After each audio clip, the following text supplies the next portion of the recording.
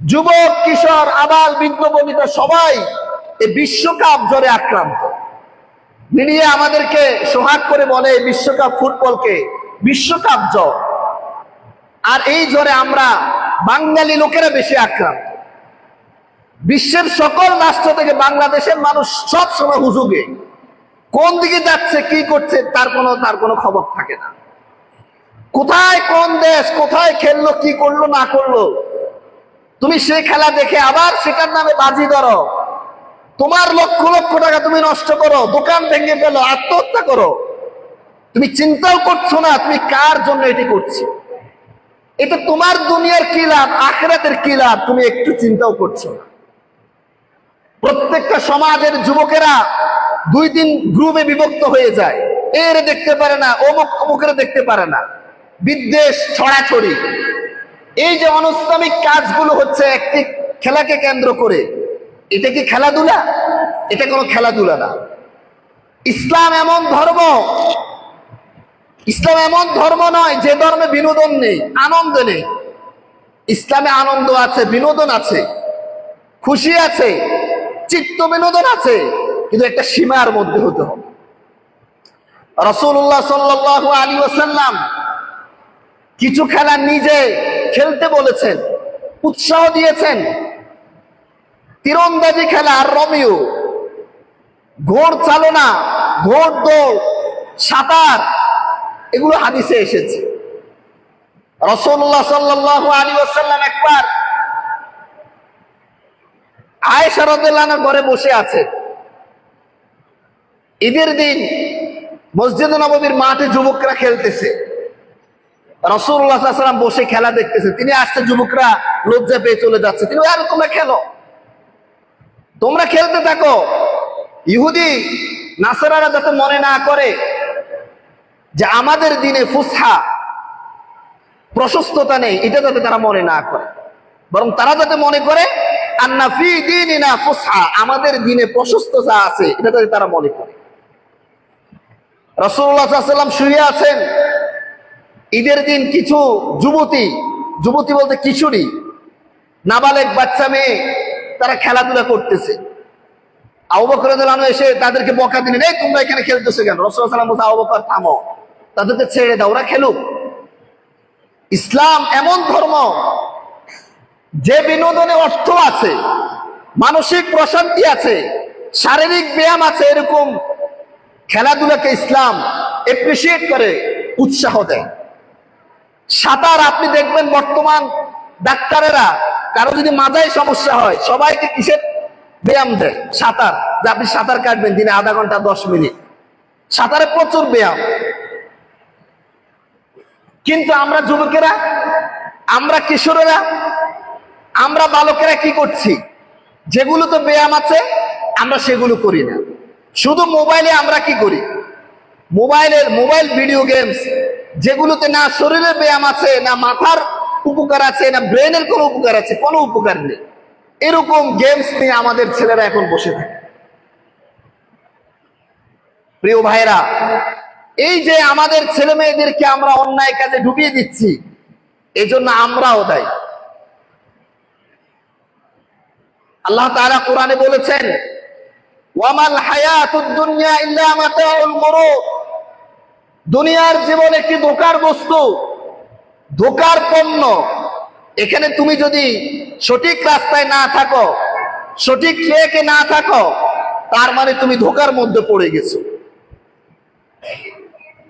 আজকের যুবকেরা, আজকের মুমিন মুত্তাকিরা রাসূলুল্লাহ সাল্লাল্লাহু আলাইহি ওয়াসাল্লামকে আইডল বানায় না, ইমাম আবু হানিফাকে আইডল বানায় না, ইমাম বুখারীকে বানায় না, বড় বড় যুগশ্রেষ্ঠ মুহাদ্দিস, বিজ্ঞানী, চিকিৎসককে আদর্শ বানায় না। তারা আদর্শ বানায় ওই সমস্ত কাফের মুশরিকদেরকে। এরা মূর্খ। আপনি যাদেরকে তুমি আইডল মনে করছো, সারাদিন যাদের নাম তুমি জপছো, তারা কতটুকু পড়াশোনা করেছে তুমি দেখো, শিক্ষার কি যোগ্যতা তাদের আছে? একটা লোক অনেক খেলতে পারে, এটা কি তার বিশাল যোগ্যতা হলো? দুনিয়াতে তার দ্বারা কি ফায়দা হচ্ছে জাগতিক? আপনি দেখেন, কোনো ফায়দা নেই। কিন্তু আমরা উন্মাদনা আমাদেরকে পেয়ে বসেছে। আর এগুলির কারণে আমরা আমাদের সময়কে অপচয় করছি। ঘন্টার পর ঘন্টা আমরা বসে খেলা দেখছি, বাজি ধরছি, হারাম কাজে দৌড়াচ্ছি, জুয়া খেলছি, নিজের চরিত্র নষ্ট করছি, নিজের টাকা নষ্ট করছি, কিন্তু বিনিময়ে দুনিয়া আখিরাতে আমরা কিছুই পাচ্ছি না। আজকে যদি আমি বলি ফজরের সময় উঠে তুমি মসজিদে এসে মসজিদে জামাতের সাথে নামাজ পড়বে, কাউকে পাওয়া যাবে না। কিন্তু আজকে যদি 4টা বাজে যদি সে আর্জেন্টিনা ব্রাজিলের খেলা থাকে, ঠিকই সবাই অ্যালার্ম দিয়ে রাখবে মোবাইলে, আধা ঘন্টা 1 ঘন্টা আগে জায়গা নিয়ে বসতে হবে, কারণ আগে ভাগে যদি না উঠে তাহলে চেয়ারে জায়গা পাবে না, ওখানে যে বসবে খেলা দেখবে। তোমার মধ্যে যদি আল্লাহর ভয় না থাকে তাহলে তুমি কিসের মুমিন? তুমি যে বলছো আমি মুমিন, মুমিন মানে কি? আমি আল্লাহকে বিশ্বাসী, আমি আল্লাহকে ভয় করি। তুমি কিভাবে মুমিন হচ্ছ যে তোমার মধ্যে আল্লাহর ভয় তুমি ফজর পড়তে পারো না, অথচ কাফের মুশরিকদের খেলার টানে তুমি ওই সময় উঠে খেলা দেখতে পারো? তুমি কিসের মুমিন? তোমার অন্তরে আল্লাহর ভয় নেই, তোমার অন্তরে আল্লাহর ভালোবাসা নেই। যদি তোমার মধ্যে আল্লাহর ভালোবাসা থাকতো তুমি 4টা বাজে উঠে ফজর পড়তে পারতে, কিন্তু তুমি আল্লাহর ভয় আল্লাহর ভালোবাসায় 5-10 মিনিটের জন্য তুমি ফজর পড়তে পারো না, আর দেখ 2 ঘন্টা তুমি 2.5 ঘন্টা বসে থাকতে পারো। তার মানে তুমি নামে মুমিন, কাজে আসলে তুমি কোনো মুমিন না। কে তোমাকে মুমিন বলেছে? তুমি কার জন্য তোমার জীবন দিচ্ছ? রাসূলুল্লাহ সাল্লাল্লাহু আলাইহি ওয়াসাল্লাম বলেছেন, মান তাশাব্বাহা বিকওমিন ফাহুয়া মিনহুম। যে জাতি যাদের সাথে সাদৃশ্য রাখে, যে জাতি যাদেরকে ভালোবাসে, যে জাতি যাদের আদর্শ গ্রহণ করে, তারা ওই জাতির অন্তর্ভুক্ত হবে। কিয়ামতের ময়দানে তাদের হাসর নাসর তাদের সাথে হবে। আজকের যুবকদের অধিকাংশ যুবক এই সমস্ত কাফের মুশরিকদেরকেই আদর্শ গ্রহণ করতেছে, কাফের মুশরিকদেরকে আইডল বানাচ্ছে, যাদের চরিত্রের কোনো ঠিক নেই, যাদের মধ্যে বিন্দু পরিমাণ কোনো আদর্শ নেই, হাজারো অন্যায় কাজে যারা জড়িত। আপনি তুমি যাকে সবচেয়ে বেশি আইডল মনে করছো, যার নাম তুমি বেশি জপছো, তারা বিবাহ বহির্ভূত, বিবাহ হয় নাই, কিন্তু বছরের পর বছর তাদের ওই এক কন্যার সাথে এক মেয়ের সাথে তাদের জীবন যাপন করে। বাচ্চা হয়, সন্তান হওয়ার 3-4টা সন্তান হওয়ার পরে তারা বিবাহ শাদী করে। এই হচ্ছে তোমার আইডল। তোমার আইডল ম্যান বিবাহ বহির্ভূত সম্পর্ক রাখে সারা বিশ্বকে জানিয়ে, সন্তান হচ্ছে 2-3টা, এরপরে বিবাহ করছে, আর তুমি তাকে আইডল বানাচ্ছ। তোমার হাসর নাসর রাসূলুল্লাহ সাল্লাল্লাহু আলাইহি ওয়াসাল্লামের সাথে হবে না, এই সমস্ত কাফেরদের সাথে হবে। এজন্য প্রিয় যুবক ভাইরা, আমার প্রিয় মুসলিম ভাইরা, আমরা যখন এই সমস্ত অন্যায় কাজে হাবুডুবু খাই, তখন আমাদের ব্রেন ঠিক থাকে না। শয়তান আমাদেরকে এমন ভাবে কাবু করে, ভালো কোনটা এটা আর আমরা বুঝতে পারি না। অন্যায়টা আমরা এমন ভাবে জড়িয়ে যাই, অন্যায়টাই আমাদের কাছে ভালো মনে হয়। অথচ এই যে দেশগুলোকে তুমি আর্জেন্টিনা ব্রাজিলের নামে আমাদের দেশে এত গ্রুপিং হচ্ছে, অথচ তুমি কি জানো এই আর্জেন্টিনা ফিলিস্তিনের সাথে ইসরায়েলকে সমর্থন করেছে? তারা কি ফিলিস্তিনকে সমর্থন করেছে? না। আমেরিকার পরে যে দেশগুলো সবচেয়ে বেশি ইসরায়েলকে অর্থায়ন করেছে, অস্ত্র দিয়েছে, তার মধ্যে আর্জেন্টিনা একটি। এই যে ব্রাজিল, এই ব্রাজিলের রাস্তার মধ্যে ইসলামের কালিমা পতাকা বিছিয়ে পা দিয়ে বাড়াতে থাকে, এই হচ্ছে ব্রাজিল। যে পুরো রাষ্ট্রটা অনইসলামিক রাষ্ট্র, যে আর্জেন্টিনা পুরোটা হচ্ছে অনইসলামিক রাষ্ট্র। যে দেশগুলোকে তুমি আজকে আইডল মনে করছো, এই দেশগুলোর মধ্যে আল্লাহর নাম বলার সাহস করা হয় না, আর তুমি সেগুলোকে তোমার আদর্শ মনে করে সারাদিন সেগুলোই তুমি জপছো। আল্লাহ তাআলা যদি আযাব দেন, এই পৃথিবীতে আমরা কেউ বাঁচতে পারবো না। যে অন্যায় কাজে আমরা জড়াচ্ছি, আমরা আবার কি করছি? এই সমস্ত বিশ্বকাপকে কেন্দ্র করে বাজি ধরে আমাদের যুবকেরা, ধরে না যে যদি আজকে এই দল জিতে, তাহলে যদি জিতে এত টাকা আমি তোমাকে দেব, যদি না জিতে তাহলে তুমি আমাকে পুরাটাই হচ্ছে জুয়া। কোরআনে কারীমে আল্লাহ তাআলা বলেছেন, ইয়া আইয়ুহাল্লাযীনা আমানু ইন্নামাল খামরু ওয়াল মাইসিরু ওয়াল আনসাব ওয়াল আজলাম রিজসুম মিন আমালিশ শাইতান ফাজতানিবুহু লাআল্লাকুম। তোমরা জেনে রাখো, মদ, জুয়া, এই সমস্ত অন্যায় কাজ এগুলো শয়তানের কাজ। শয়তান তোমাদেরকে দিয়ে এগুলো করায়। জুয়া, এই যে জুয়ারিরা, জুয়া এমন একটি অন্যায় কাজ যেটা আপনার জাগতিক জীবন, পরকালীন জীবন, দোনো জীবনকে ধ্বংস করে দিবে। যে লোক জুয়াতে জড়ায় তার বাড়িঘর ভিটে বিক্রি করে হলো সে কি করে, ওখানে টাকা। ছেলে মেয়ে কি খাচ্ছে না খাচ্ছে তার কোনো খবর থাকে না, পুরো জীবন তছনছ করে ফেলে। পাকিস্তানের এক লোক আল কাউসার, মাসিক আল কাউসার যে পত্রিকা মার্কাজুদ দাওয়া থেকে ছাপানো হয় মুফতি আব্দুল মালিক সাহেবের তত্ত্বাবধানে, সেখানে একটি কাহিনী আমি পড়েছি। পাকিস্তানের এক লোক জুয়াতে আসক্ত ছিল, বাজিতে আসক্ত ছিল, বিভিন্ন খেলা খেলে আর বাজি ধরে।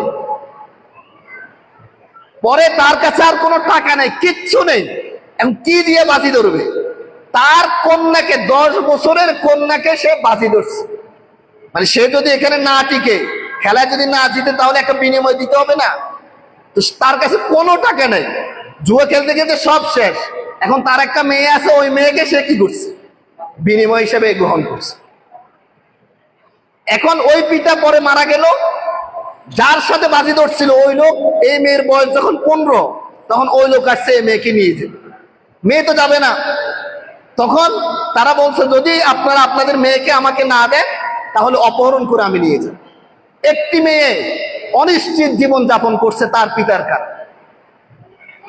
মানুষ কত বেশি অন্যায়ের মধ্যে ডুবে গেলে নিজের আপন কন্যাকে বাজির পণ্য হিসেবে গ্রহণ করতে পারে।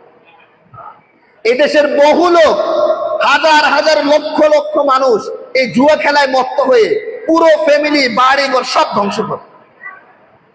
ঋণ নেয়, ঋণ নিয়ে এরপরে আবার সে বাজি ধরে। অনলাইন জুয়া খেলে আমাদের যুবকেরা।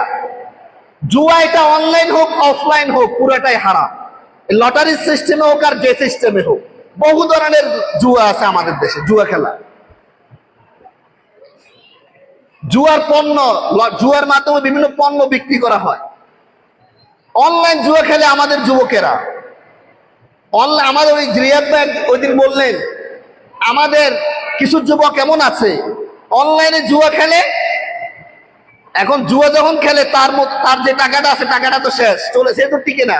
জুয়ার সিস্টেম হলো কি, যারা জুয়ার মূল বাজি যারা ধরে, জুয়ারি যারা, তারা এমন একটা সিস্টেম করবে, আপনি প্রথমে কিছু টাকা পাবেন, পরে আপনার সব টাকা কি করবে তারা নিয়ে যাবে। প্রথমে এক দুইবার আপনি পাবেন, 10 টাকা দিলেন 100 টাকা পেলেন, 100 টাকা দিলেন 1000 টাকা পেলেন। লোক কাজ করে, আমি তো অনেক টাকা পাচ্ছি। এরপরে এমন এক চাল তারা দিবে, পুরো আপনার সব নিয়ে যাবে। তো লোক তো, মানুষ তো লোভী, তো মনে করে আবার যদি বাজি ধরে আবার কি করতে পারে, পেতে পারে। তো ঋণ করে আবার আরেকজন থেকে টাকা, অমুক থেকে। এরা দেখবেন যারা অনলাইন জুয়া খেলে বা জুয়া যারা আসক্ত, এদের দেখবেন ঋণের কোনো শেষ না। অমুক থেকে ঋণ, তমুক থেকে ঋণ, সবাই থেকে সে ঋণ। আর এরপরে কাউকে আর টাকা দেয় না। টাকাটা কোথা থেকে দিবে? সে তো শুধু লস খাচ্ছে। বাড়িতে গেলে স্ত্রী তাকে বকা দেয়, পরিবারে শান্তি পায় না, লাস্টে আত্মহত্যা করে। ফ্যামিলির ছেলে মেয়ে পড়াশোনা করতে পারে না, নিজের জীবনও ধ্বংস, পরিবারের জীবনও ধ্বংস। একটা লোকের কারণে পুরো একটা ফ্যামিলি ধ্বংস হয়ে যাচ্ছে। কিন্তু আমরা আমাদের যুবকদের প্রতি, আমার ছেলে কি করছে আমি এটা খেয়াল করছি না। আমার ছেলে মোবাইলে অনলাইন জুয়ে আসক্ত কিনা, অনলাইনে তারা কি করছে আমি এটা দেখছি না। এজন্য আমরাও দায়ী। প্রিয় ভাইরা, সকল ধরনের জুয়া থেকে, লটারির মাধ্যমে জুয়া হোক, খেলার মাধ্যমে জুয়া হোক, খেলার ক্ষেত্রে বাজি ধরাই, সকল ধরনের বেট, সকল ধরনের জুয়া থেকে, বাজি থেকে আমাদেরকে মুক্ত থাকতে হবে। সবগুলো হারাম, অকাট্য হারাম।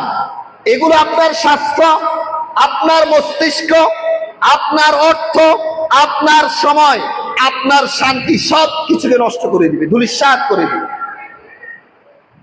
আপনি কেন এই সমস্ত অন্যায় কাজে, কাফেরদের এই সমস্ত আনন্দ উৎসবে আপনি অংশগ্রহণ করে নিজের জীবনকে কেন নষ্ট করছেন? অথচ কোরআনে আল্লাহ তাআলা কি বলছেন? একজন মুমিনের সবচেয়ে বড় শত্রু কারা? এই সমস্ত ইহুদিরা, মুশরিকরা। কোরআনে কারিমে আল্লাহ বলছেন, লাতাজিদান্না আশাদ্দান নাসি আদাওয়াতান লিল্লাযীনা আমানুল ইয়াহুদা ওয়াল্লাযীনা আশরাকু ওয়া লাতাজিদান্না আকরাবাহুম মাওয়াদ্দাতান লিল্লাযীনা আমানুল্লাযীনা ক্বালু ইন্না নাসারা। তুমি তোমার সবচেয়ে বেশি শত্রু যাদেরকে তুমি এরকম দেখবে যে তোমার সবচেয়ে বেশি শত্রুতামি করছে, শত্রুতা করছে তোমার সাথে, মুসলমানদের সবচেয়ে বড় শত্রু হচ্ছে ইহুদিরা, এরপরে হচ্ছে মুশরিকরা, এরপরে হচ্ছে খ্রিস্টানরা। আর আজকে আমরা মুসলিমরা অমুসলিমদের, ইহুদি খ্রিস্টানদের এই সমস্ত ভোগমত্ততা, ভোগ কেন্দ্রিক খেলাধুলাকে আমরা এগুলোতে আসক্ত হয়ে গিয়েছি। ইসলাম সীমার মধ্যে খেলাধুলা জায়েজ রেখেছে। আপনি ক্রিকেট খেলেন আসর থেকে মাগরিব 1 ঘন্টা, ব্যায়াম হবে, শারীরিক ব্যায়াম হবে, মানসিক প্রশান্তি আসবে, মাগরিবের সময় এসে মাগরিব পড়েন, জায়েজ আছে। আপনি 1 ঘন্টা আসর পরে ফুটবল খেলেন, সবাই মিলে ব্যায়াম হলো, শরীরটা একটু ভালো লাগলো, এরপরে মাগরিবের সময় এসে মাগরিব পড়েন, ঠিক আছে। কিন্তু আপনি সারাদিন ক্রিকেট খেলবেন, যে সমস্ত খেলাগুলো, খেলার ক্ষেত্রে আসল কি? খেলার ক্ষেত্রে আসল হলো যতক্ষণ শরীয়ত বিরোধী কোনো কিছু এখানে যোগ না হবে ততক্ষণ ওই খেলাটা জায়েজ। যেগুলো খেলার ক্ষেত্রে, খেলা 3 ধরনের। কিছু খেলা রাসূলুল্লাহ সাল্লাল্লাহু আলাইহি ওয়াসাল্লাম ডাইরেক্ট হাদিসে জায়েজ বলছেন, এগুলো জায়েজ, যেমন সাঁতার, তীরন্দাজি, অশ্বচালনা ইত্যাদি। আর কিছু ডাইরেক্ট তিনি নাম ধরে নাজায়েজ করে দিয়েছেন, যেমন দাবা খেলা। আমাদের দেশে মানুষ দাবা খেলে, পাশা খেলা, নার, শতরঞ্জ, এগুলো হাদিসে নিষেধ আছে। দাবা খেলা, পাশা খেলা, এরকম আরো কিছু খেলা। আর বাকি যে খেলাগুলো অস্পষ্ট, রাসূলুল্লাহ সাল্লাল্লাহু আলাইহি ওয়াসাল্লাম থেকে স্পষ্ট কোনো কিছু নাই, এগুলো যদি না জায়েজ কোনো কিছু না থাকে, শরীয়ত বিরোধী কোনো কিছু না থাকে, তাহলে ওই খেলাটা ফি নফসি জায়েজ। যেমন ক্রিকেট খেলা, এটা আধুনিক একটা খেলা, আপনি এটার মধ্যে শারীরিক ব্যায়াম আছে, আপনি খেললে খেলতে পারেন, কিন্তু এটার কারণে আপনার নামাজ ছাড়া যাবে না, হাঁটুর উপরে কাপড় উঠা যাবে না, অর্থাৎ সতর খোলা থাকতে পারবে না, নারী পুরুষ অবাধ মেলামেশা হতে পারবে না। বাস এরকম আমাদের গ্রাম অঞ্চলে পোলাপান যে খেলে মাঠে, এটা জায়েজ আছে, স্বাভাবিক, যদি নামাজ ঠিক মতো পড়ে, অন্যায় আর কোনো কিছু না থাকে, গান বাদ্য না থাকে, লটারি না থাকে, জুয়া না থাকে, বাজি না থাকে ইত্যাদি। কিন্তু এই ক্রিকেট খেলাটা যখন বিশ্বকাপ আকারে রূপান্তর হয়, বা আমাদের জাতীয় খেলা যেটা বাংলাদেশের সাথে আরেক দেশের খেলা হয়, এগুলো সব না জায়েজ। কোন খেলাকে পেশা হিসেবে গ্রহণ করা জায়েজ না। খেলা জায়েজ, কিন্তু খেলাকে পেশা হিসেবে গ্রহণ করা কি নেই, জায়েজ নেই। কারণ খেলা এটা পেশা হতে পারে না। খেলাটা হচ্ছে মানসিক প্রশান্তি, আত্মিক প্রশান্তি, শারীরিক ব্যায়ামের জন্য কিছুক্ষণ বিনোদন। মানে আপনি কাজ করবেন, আপনার কাজ, মাঝে মাঝে আমাদের শরীরে একটা ক্লান্তি বোধ আসে, এটা কাটানোর জন্য একটু খেলা। এখন আপনি যদি এটাকে পেশা হিসেবে গ্রহণ করেন, সারাদিন শুধু খেলাধুলা, এর কোনো আর কাজ নেই, শুধু খেলাধুলায় রাষ্ট্র তাকে বেতন দেয়, তার দ্বারা আমাদের এই দুনিয়ার জাগতিক কি লাভ, রাষ্ট্রের কি লাভ আর আখিরাতের কি লাভ, কোনো লাভ নেই, এটা না জায়েজ। আর যদি ওই খেলার সাথে আবার বেহায়াপনা, অশ্লীলতা, জুয়া, মদ, হারাম কাজগুলো, অবাধ মেলামেশা নারী, যুবক যুবতীদের, তাহলে তো এটা যে হারাম, এটিকে আর কোনো সন্দেহ আছে? অথচ আমরা এই অন্যায় কাজগুলির সাথে আমরা আজকে জড়িত। আল্লাহকে ভয় করুন। আপনি যে আল্লাহর ভয়ে এক ওয়াক্ত নামাজ মসজিদে এসে পড়তে পারেন না, আর আপনি খেলার জন্য ঘন্টার পর ঘন্টা বসে থাকেন, আপনার কষ্ট লাগে না? মশার কামড়, তখন মশা কামড় দিলে তখন কামড় দিছে এটা মনে হয় না, মানে তখন মশা যে কামড় দিছে আমার পায়ে, এই অনুভূতিটা নাই। আর মসজিদে 4 রাকাত নামাজ পড়তে 100 বার কি করে মশা মারে। আমরা নামে মুমিন, আসলে কাজে আমরা মুমিন হতে পারি। অতিরিক্ত উল্লাস, অতিরিক্ত আনন্দ, শুধু আনন্দ নিয়ে থাকা, শুধু উল্লাস জীবনযাপন, এটা ইসলাম পছন্দ করে না। আল্লাহ তাআলা কোরআনে বলেছেন, লা তাফরাহ ইন্নাল্লাহা লা ইউহিব্বুল ফারিহিন। তুমি অতিরিক্ত উল্লাস করিও না, এমন উল্লাস করিও না যে উল্লাস তোমার জীবনকে, তোমার অর্থকে, তোমার সময়কে, তোমার ব্রেনকে অকেজো করে দিচ্ছে। এরকম অতিরিক্ত উল্লাসে তুমি মত্ত হইও না। ইন্নাল্লাহা লা ইউহিব্বুল ফারিহিন, যারা অতিরিক্ত উল্লাসে জীবন যাপন করে আল্লাহ তাদেরকে পছন্দ করেন না। আপনাকে আমাকে যদি আল্লাহ পছন্দ না করে, আমি যদি আল্লাহর প্রিয় বান্দা হতে না পারি, তাহলে আমার এই দুনিয়ার জীবনও শেষ, আখিরাতের জীবনও শেষ, সবগুলো বরবাদ হয়ে যাবে।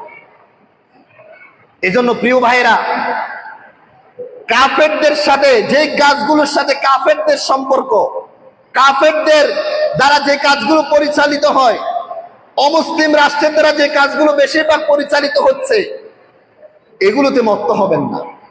নিজের জীবনের সময়ের মূল্য আছে। সময়টা হচ্ছে বরফের মতো একটি পণ্য। বরফ বিক্রেতা যদি বরফ নিয়ে সারাদিন দাঁড়িয়ে থাকে, বিক্রি না করে, বরফ কি বিক্রি করতে পারবে? সে পানি হয়ে যাবে।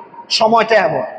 সময় আপনি বসে থাকলে এমন না যে সময়টা বসে থাকবে, সময় কিন্তু চলে যাচ্ছে। আপনাকে ব্যবসা করতে হবে সময় দিয়ে। কিভাবে? সময়টাকে ভালো কাজে লাগাতে হবে, ভালো ফল পাবে। এই সময়ের অনেক গুরুত্ব। কিন্তু এই বিশ্বকাপ, উন্মাদনা, এগুলো আমাদের চরিত্র নষ্ট করে, মানসিক অশান্তি নিয়ে আসে, স্বাস্থ্যের ক্ষতি করে, আমাদের স্বাভাবিক যে চিন্তা, এই চিন্তাকে নষ্ট করে, আমাদের যুবকদের মানসিক চিন্তা অনেক বেশি খারাপ প্রভাব ফেলে। প্রিয় ভাইরা, যুবকদেরকে, আমার প্রিয় ভাইদেরকে আমি অনুরোধ করব, আল্লাহর হস্তে আপনারা এই সমস্ত অন্যায় কাজে আপনারা জড়াবেন না। আপনি যদি এই জামানায় এই সমস্ত বিশ্বকাপ ফুটবলের উন্মাদনা থেকে মুক্ত থাকতে পারেন, তাহলে আপনি এই জামানায় বড় বড় ইমামদের যে ফজিলত, বড় বড় ইমামরা নেক আমল করার জন্য যে সবর করেছেন, সেই সবরের আপনি সওয়াব পাবেন। কারণ এই জামানা হচ্ছে ফিতনার জামানা। ফিতনার কোনো শেষ নেই, খারাপ কাজের দরজার কোনো শেষ নেই। আপনি যদি সেখান থেকে নিজেকে মুক্ত রাখতে পারেন, আলহামদুলিল্লাহ পড়বেন, আর মনে করবেন আমার আল্লাহ আমাকে অনেক ভালোবাসেন। আল্লাহ যাকে ভালোবাসেন তাকেই গুনাহ থেকে কি রাখেন? মুক্ত রাখেন। আপনি আপনার এলাকায় যদি দেখেন একজন যুবক, সে এই সমস্ত বিশ্বকাপ ফুটবল রাত জেগে দিন জেগে তার সময় দিচ্ছে না, আর আপনি দিচ্ছেন, আপনি জেনে রাখেন আপনার চেয়ে হাজার কোটি গুণ ভালো ওই যুবক, যে যুবক এই সমস্ত অন্যায় কাজে জড়াচ্ছে না। এই জন্য প্রিয় ভাইরা, নিজের জীবনের একটি মূল্য আছে। নিজের জীবনকে প্রতারণার দুনিয়ায় ধ্বংস না করি। আল্লাহ তাআলা আমাদেরকে যে একটি লক্ষ্য দিয়ে প্রেরণ করেছেন, যে আল্লাহর রাস্তায় জীবন দিতে হবে, আল্লাহর রাস্তায় সময় ব্যয় করতে হবে, সর্বশেষ যাতে জান্নাতে যেতে পারি, এরকম একটি জীবন যাতে আমরা গঠন করতে পারি, আল্লাহ তাআলা সেই তৌফিক আমাদেরকে দান করুন।